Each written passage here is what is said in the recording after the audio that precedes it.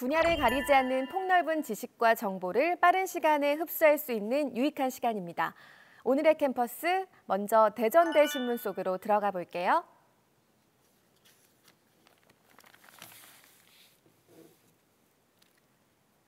사회복지학과 박지연 학우가 쓴 기고문, 우리에게 남겨진 과제, 마스크와 환경오염이라는 환경에 대한 걱정 어린 글을 잠시 읽어보겠습니다.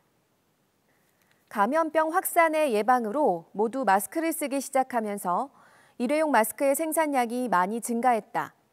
이에 따라 전 세계 마스크 매출은 2019년도 약 8억 달러에서 올해 1,660억 달러로 약 207배 증가했다.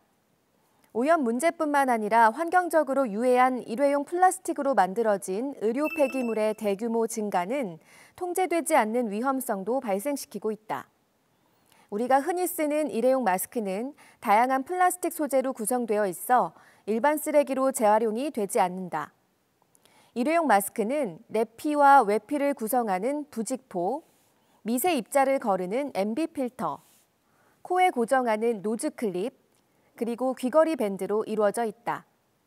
원칙적으로 마스크 하나에 포함된 다양한 재질을 구분해 배출해야 하지만 그것이 쉽지 않아 일반 쓰레기로 배출되고 있는 것이다.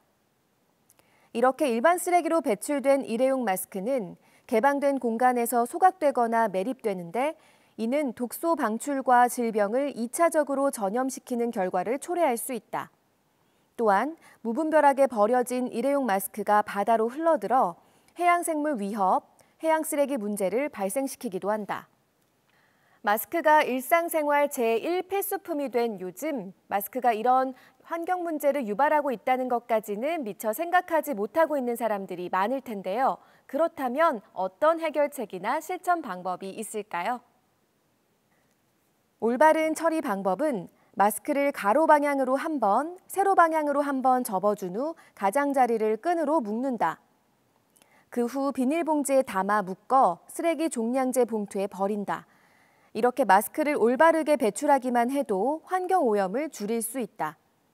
또한 환경 전문가들은 일회용 마스크 제품을 사용하는 것만이 위생에 대한 정답은 아니며 정부가 권장한 대로 건강한 사람은 면 마스크를 착용하는 것도 감염병 예방에 도움이 된다고 말한다.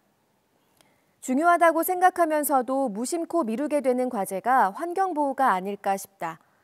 감염병 예방과 더불어 연쇄적으로 발생하는 환경 문제에 대한 지속적인 국민적 관심을 높이고 관련한 국가 예산을 확보해 환경 문제가 심화되지 않도록 근본 대책 마련이 이어지길 바란다. 네, 정말 중요한 지적이었고 모두 함께 실천해봤으면 좋겠습니다.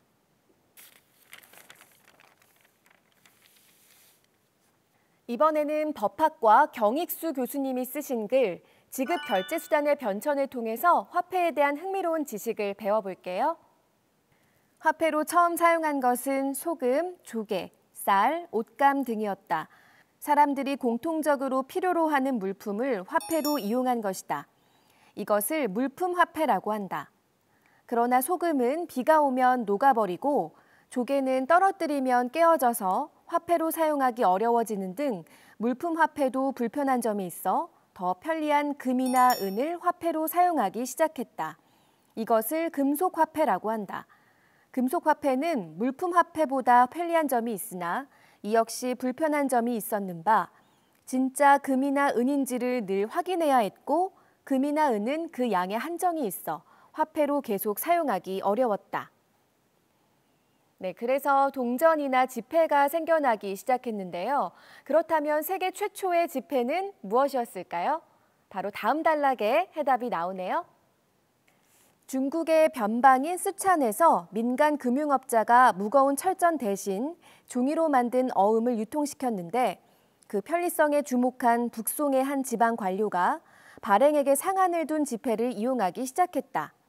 이것이 바로 세계 최초의 지폐 교자다.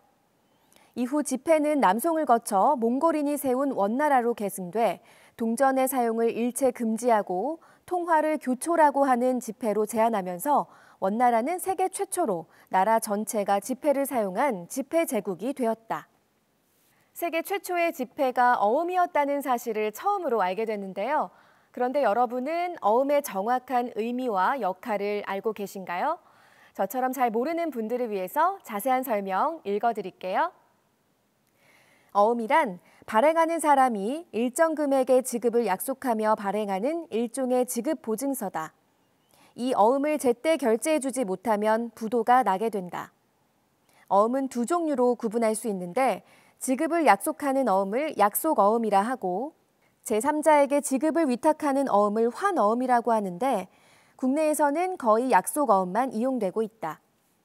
3자 관계를 유하는 환어음은 우리의 땅이 넓지 않아 이용될 필요가 없어서 주로 국제거래에서만 사용되는 실정이다.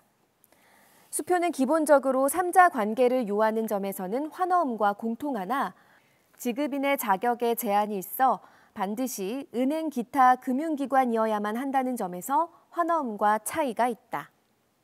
다음으로 현대사회의 대표적인 거래수단인 신용카드에 대해서 알아보겠습니다. 누가 처음 어떻게 신용카드라는 아이디어를 냈는지 궁금해지네요. 신용카드는 1950년 미국의 사업가 프랭크 맥나마라라는 사람으로부터 시작됐다. 지갑을 사무실에 둔 채 뉴욕 맨하탄의 유명 음식점에 갔다가 곤욕을 치른 것이 계기가 됐다. 그가 나중에 그 음식점을 다시 방문해 손수 만든 다이너스 클럽이란 카드판을 내밀고 앞으로는 식사한 뒤 여기에 사인을 하고 나중에 한꺼번에 지불하겠다고 말하자 식당 측도 그의 확실한 신용을 믿고 흔쾌히 제안을 받아들였다고 한다.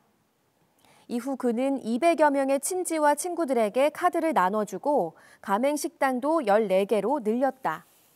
이것이 지금의 시티그룹 소유인 다이너스 카드의 효시다. 네, 다음으로 소개되는 거래수단은 핀테크입니다. 핀테크란 금융과 기술의 합성어다.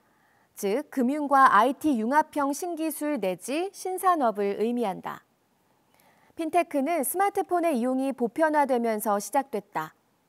기존의 소비 형태와 달리 소비자들이 모바일 중심으로 소비를 하는 경향과 빅데이터 분석 등을 통해 얻어진 맞춤형 금융 서비스를 가지고 자신의 정보를 획득하는 경향이 생겼다. 이러한 경향은 사람들로 하여금 오프라인 은행의 금융 서비스로부터 벗어나게 했다. 기존의 방식과 달리 온라인 형태의 인터넷, 모바일 중심의 결제, 송금, 자산 관리 등 더욱 간편해진 지급 결제 방식이 발전하게 됐고 이러한 발전은 금융과 기술을 결합한 금융과 IT 융합형의 산업으로 진화하고 있는 모습이다. 인터넷과 스마트폰의 높은 보급률과 발달된 IT 인프라에도 불구하고 우리나라의 핀테크 산업은 아직 초기 수준에 머물러 있다.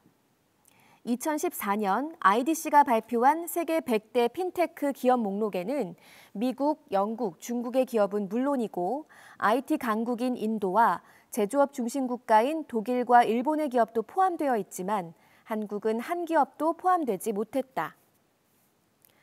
국내 기업들이 가지고 있는 IT 기술과 우리나라의 모바일 시장의 규모를 고려한다면 핀테크는 침체되어 있는 국내 금융업의 새로운 동력이 될 수 있을 것으로 기대된다. 핀테크 산업의 활성화를 위한 정책 및 제도가 지원되어 국내 핀테크 기업들이 빨리 성장할 것을 기대한다. 계속해서 다음 글 만나보도록 하겠습니다. 강하연 기자가 쓴 책 소개 글인데요. 교차된 시선, 우리는 언제나 선량한 차별주의자였다. 읽어보겠습니다. 김지혜의 선량한 차별주의자를 읽고 쓴 글이라고 하네요. 차별이란 무엇인가? 막상 물어보면 쉽게 대답하지 못한다. 차별이 가지고 있는 정의의 범주화가 크기 때문이다. 차별은 우리가 생각하는 것보다 자주 평범한 일상 속에서 무심코 일어나는 현상이다. 대인관계 친밀도에 따라 행해지는 행동, 인종, 성별, 종교, 국적, 출신 국가, 사회 지위 등 다각도에서 발생하는 차별의 영역이 개개인의 가치 판단에 의해 다시 교차되어 대개 차별적인 언술로 나타난다. 그렇다면 차별이란 그저 다양한 가치와 이익이 중점되어 행해지는 것일까? 선량한 차별주의자들의 세상에서 평등을 외치는 일은 어려워 보이지만 조금만 더 깊게 의식하고 고찰해보면 어려운 일이 아니다. 누군가 웃자고 한 말에 죽자고 덤벼야 할 때가 있다는 저자의 책 소개와 같이 조금만 신경 쓰지 않으면 온 사회의 혐오와 차별은 무성해진다. 사람들은 때로 아주 작은 차별은 무시해도 된다거나 심지어 다수에게 유리한 차별은 합리적인 차등이라고 이야기한다. 우리는 차별받지 않기 위해 의식하지만 본인이 다른 사람에게 가하는 차별에 대해서는 쉽게 의식하지 못한다. 그렇기에 우리는 언제나 선량한 차별주의자들이다. 진정한 평등을 위해 나아가야 할 시점이다. 이번에는 부대신문 살펴보도록 하겠습니다.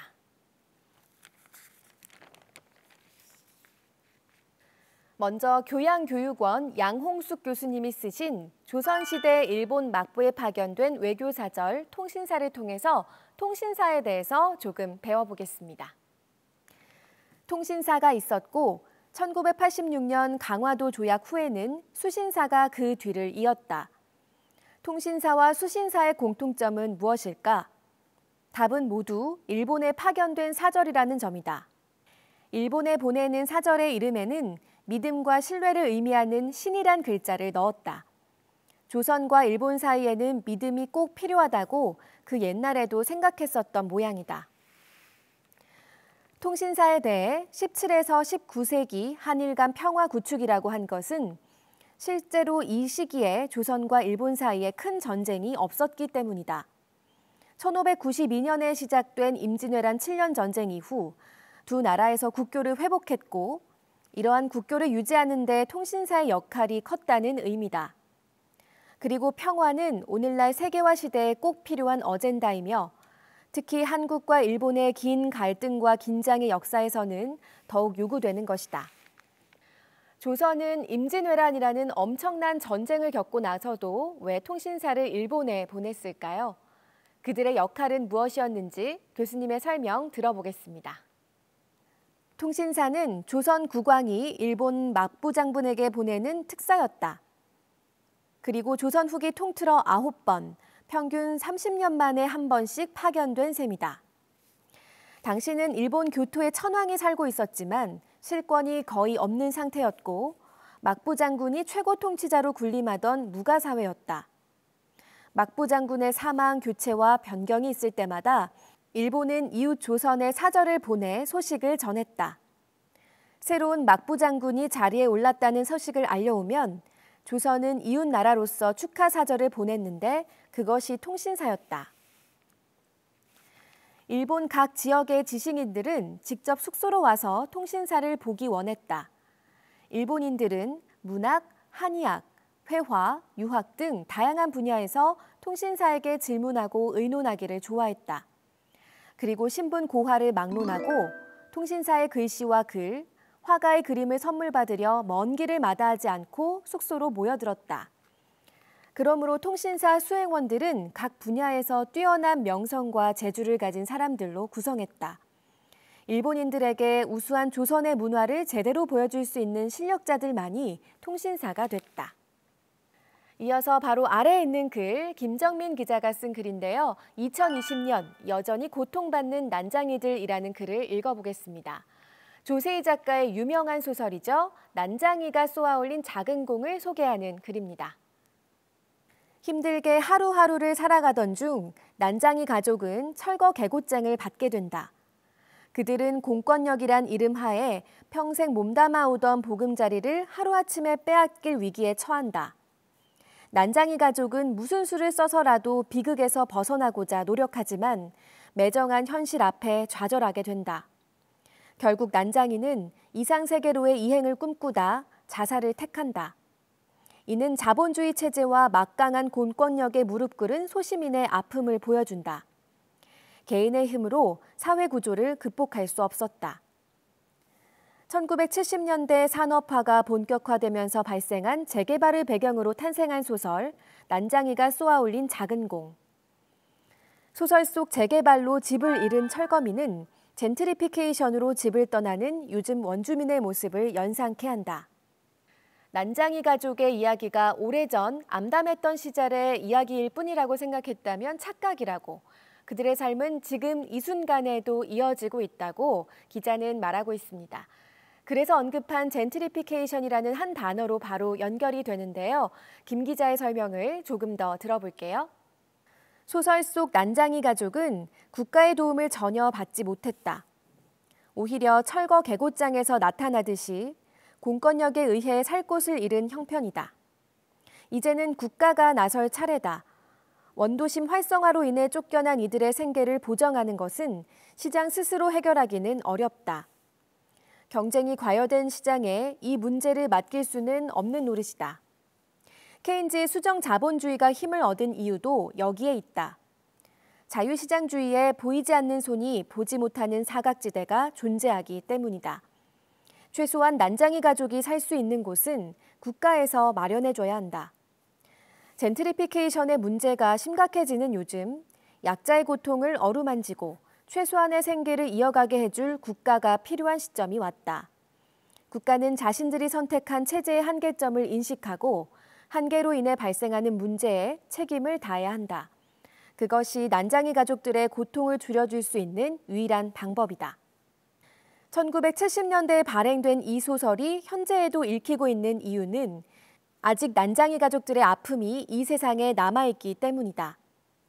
50년째 이어지는 난장이 가족의 비극은 언제쯤 끝을 맞이할까? 이 벽을 깨부술 힘은 과연 누가 가지고 있을까? 난장이 가족에게 아무런 도움을 주지 못한 국가가 그들의 손을 잡아줄 때 비로소 벽을 허물고 난장이가 그토록 가고 싶던 달나라에 도착할 수 있을 것이다. 이제는 난장이가 쏘아올린 작은 공이 달나라까지 닿도록 해야 할 것이다. 오늘 읽어드린 대학신문 기사들 어떠셨나요? 다음 시간에도 좋은 기사들 엄선해서 읽어드릴 걸 약속하면서 오늘의 캠퍼스, 오늘 시간은 여기서 마무리합니다.